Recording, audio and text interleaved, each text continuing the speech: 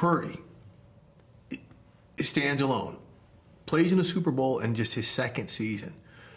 Shouldn't he be more celebrated? I mean, as just kind of the standard quarterback when you see all these other guys drafted ahead of him, all of a sudden now kind of lost in the shuffle? I mean, it shows how hard it is to play quarterback in this league.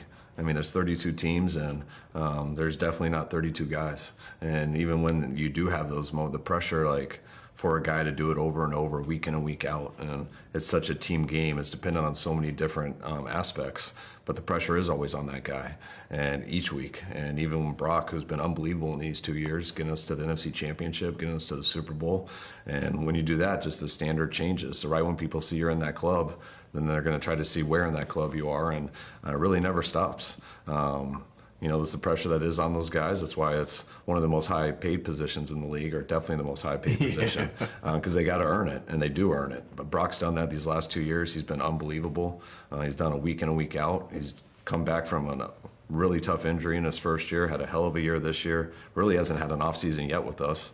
The first off-season, he was, you know, battling to be our third-string quarterback and make the team. Last year in the offseason, he didn't get a throw until training camp, so I'm just pumped. You know, he got married here a couple weeks ago, right. So he's going to come back a full man and be healthy and ready to attack this offseason, and I'm pumped to coach him. And just with it, him having a full off-season with you, how do you think that's going to help him graduate? I mean, I think it's just everything's about repetition. I mean, you can learn it right away. It's about going through it. And Brock's gone through a lot in 2 years in these games, so that's been great for him. But the way you get better is doing it over and over in practice and just drilling it, and it's all about getting those 10,000 reps. And he spent it all last year knowing what he had to do, but he was just focusing to get his arm healthy.